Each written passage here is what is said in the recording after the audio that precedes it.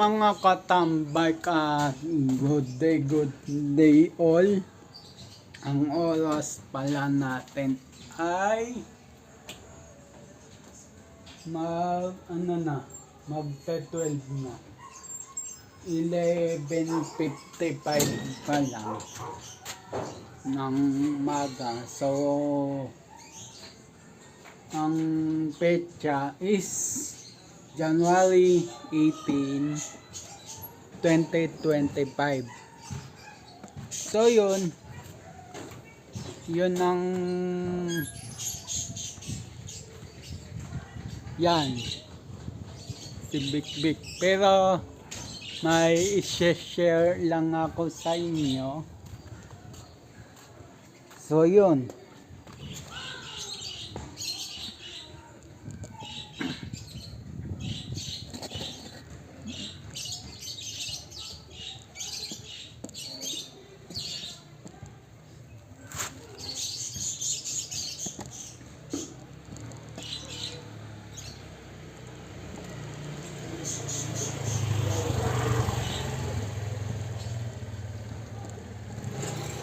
So yun, at kaya ko nandito, may i-share lang ako sa inyo na about doon sa saan ba yun?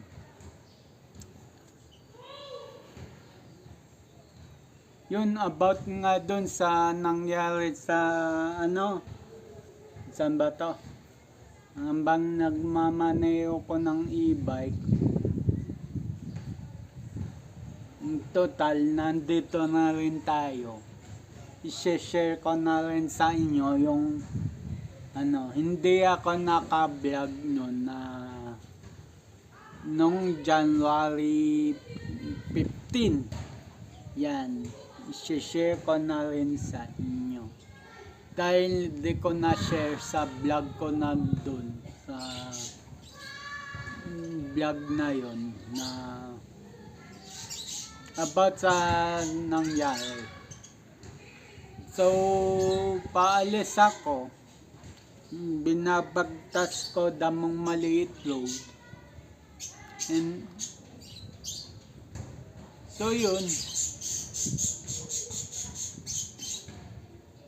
Binabagtas ko damong maliit road. And then nasa 10 yung takbo ko yun. And then yun, may isang kumat sa akin na tricycle driver na puti. Hindi ko nakuha yung body number niya or yung plate number niya. Kasi nagmamadali na rin ako yun, kaya hindi ko nakuha. So yun, kinata ko ng puting tricycle driver. May mga estudyante siyang sakay. And then ako papunta ng bayan sana na nasa maliit road ako. And then siya palabas na ng San Antonio. Nasa gilid ako kasi along damong maliit road, wala naman bike lane dyan. So gilid ako. So yun. At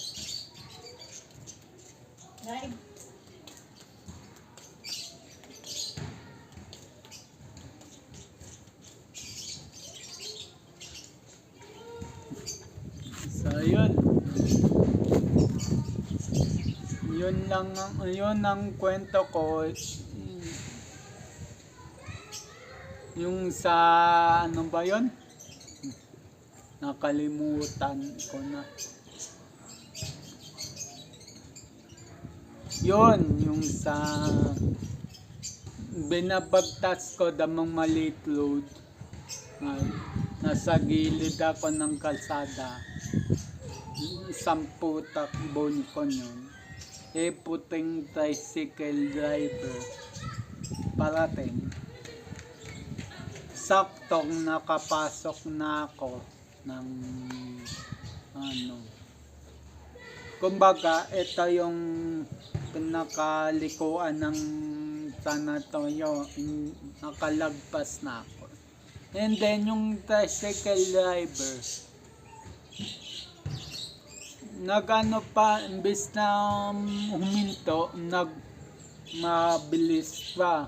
So, bigla kong treno, buti ako mag-isa yun, hindi ko kasama nanay ko, hindi ko kasama kapatid ko, wala akong sakay, ako lang. So, napakiyog ako. Hindi naman napampas, napalo lang ako sa windshield.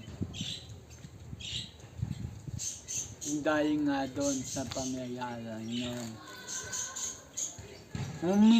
Tapos ito, huminto pa yung tricycle na puti. And then,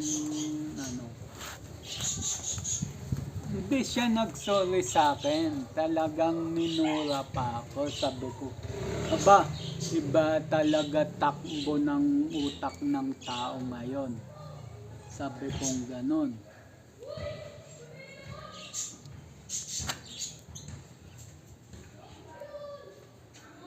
So yun,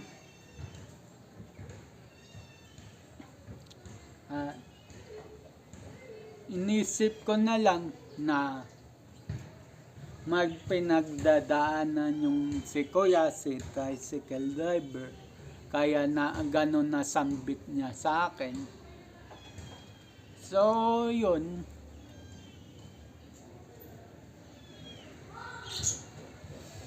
iniwanan ko na, umalis na lang ako. Chinek ko na lang yung dapat i-check. Pagdating ko ng bayan, ganon din ang nangyari. Halos kada same lang din. Same lang din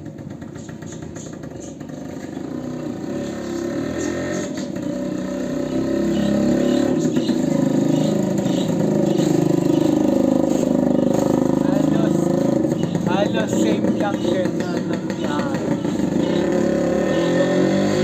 Sa naman, sa bayan, Save More naman,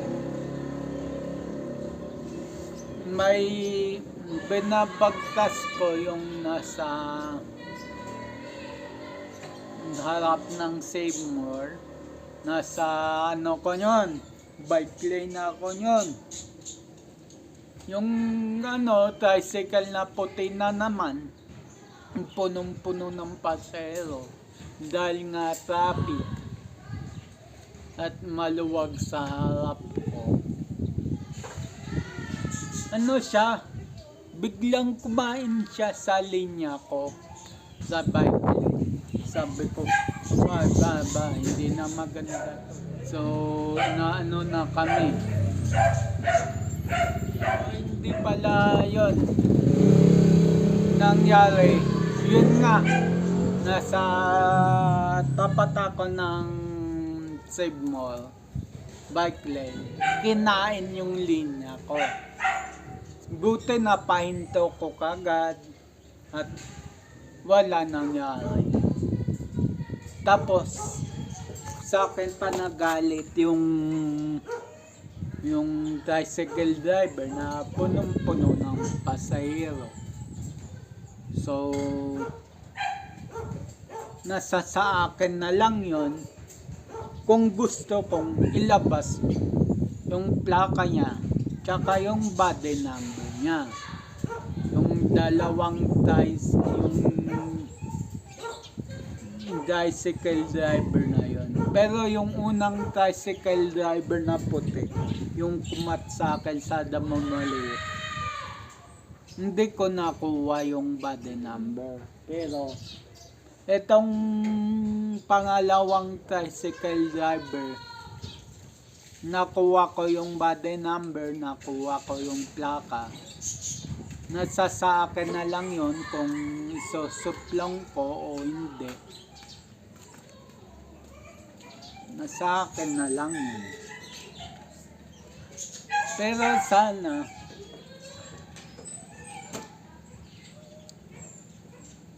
ito magpaalala lang ako sa mga tricycle driver na puti. North Caloocan. Yan. Nakalimutan ko yung toda nila pero nakabase sila sa Liano.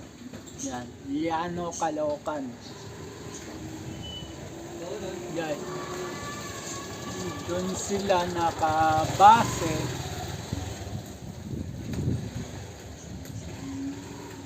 So, sabihan ko na ito, sana sa pamamagitan ng vlog na to, ay ipinaparating ko yung doon naman sa loobin. Kumbaga,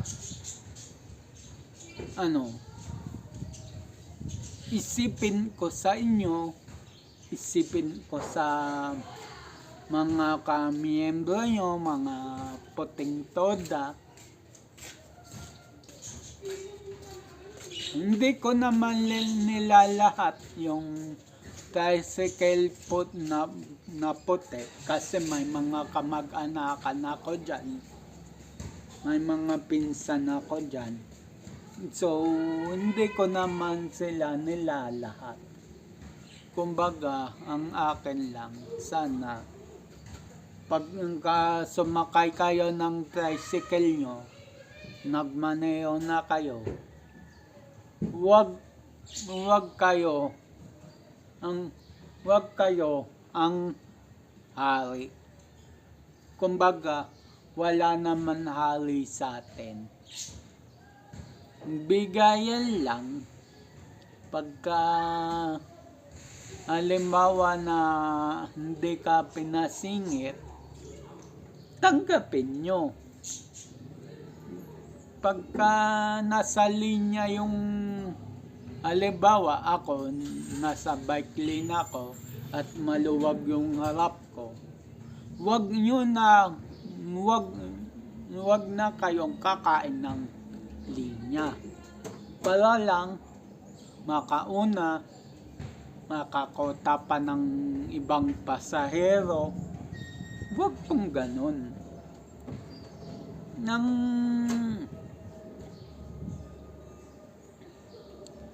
Ang akin din naman para safety natin lahat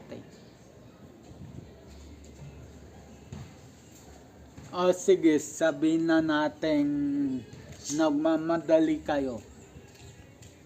Nag-cut kayo ng linya. Nag-cut kayo ng linya. Tayo mga ibang mga puting tricycle na Tagaliano. Madami yan, hindi lang Liano. Sa Bignay pa.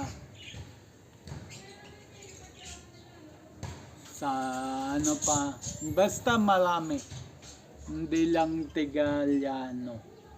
Pero ang main pinakapilahan nila, along Liano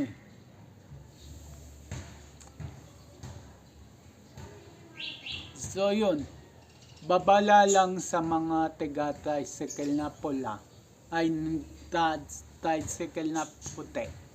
O nga pala, about sa tricycle na pula sa MDM Toda, nananawagan lang ako. So, yung mga tricycle drivers nyo, na kung pwede, wag naman sana sa mismong kanto magbaba. Dito sa Queensland, sa lugar ko, marami nang ganyan. Halos lahat ng NDM drivers ay ganyan. Nagbababa sa mismong kanto, sa mismong likuan ha. Kaya ako, hindi lang ako, marami kami mga motorista na e-bike riders na gustong pumasok sa Queensland, hindi man naka-single e-bike, tricycle, pati yung mga four wheels, naaabala. Kasi ginagawa nyong babaan yung mismong likuan. Kaya ang tendency, pagka doon kayo bumaba sa mismong nagpababa sa mismong kanto ng Queensland, yung mga kasunod nyo hihinto. Siyempre, yung nasa likod nila sa Damumali Road, papuntang Caloocan, nagkukos na ng traffic. Kasi, ganun ang ginagawa nyo. Nagbababa kayo sa mismong kantong-kanto. Kahit sabihin ba ng pasahero nyo na gustong kong bumaba sa ganto, sa kanto, sana sabihan nyo na, ma'am, sir, ganto po kasi sa loob na po kami nagbababa, hindi na sa mismong kanto, tsaka bawal po ito. Sa bagay, hindi ko rin masisisi yung mga ibang drivers. Yung mga ibang pasahero naman kasi makukulit. Yan, aminin ko na sa inyo, may mga pasahero na makukulit. Tapos may makukulit na drivers din, mapa-NDM Toda man yan, mapa-tricycle na puti, na Caloocan, mapa-Dilaw man yan, TS Custoda, mapa-Blue man yan, yung Drip Toda, mapa-Verde man yan, Barangay Capre Toda. Yun ang grabe sa Barangay Capre Toda, yung verde na tricycle. Yun ang grabe. Kung kung mag-cut sila, kung kumain sila ng linya, ay wagas. Talagang mapapasubsob ka na lang. So, ito, babala sa mga nabanggit kong mga toda. Una, sa puting todan, Caloocan.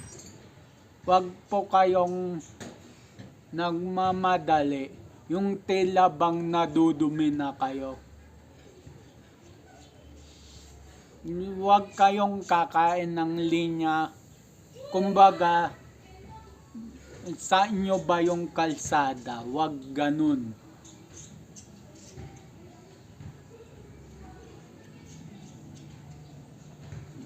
Sa mga puting toda, maging alisto din tayo. Hindi tayo hari ng kalsada.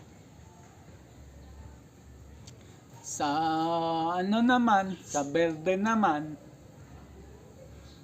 huwag po tayong kumain ng linya or huwag tayong mag-cut ng lane ng iba.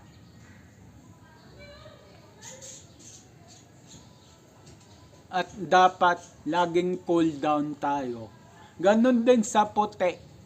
na toda, dapat laging cool down tayo. Sa ano naman, sa dilaw naman, wala masyado. Wala masyado diyan sa dilaw. Ewan ko lang. Comment nyo nga kung anong rate nyo sa dilaw na toda. Sa pulang tricycle toda naman, tricycle. Sa MDM toda, kulay pula. Ay, sana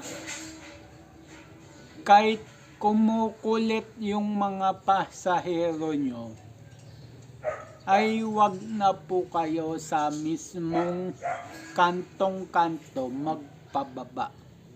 Kasi hindi lang kayo ang dumadaan doon.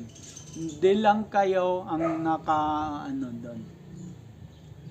Iyon nga yung dumadaan doon. Maraming pumapasok, lumalabas ang Queensland.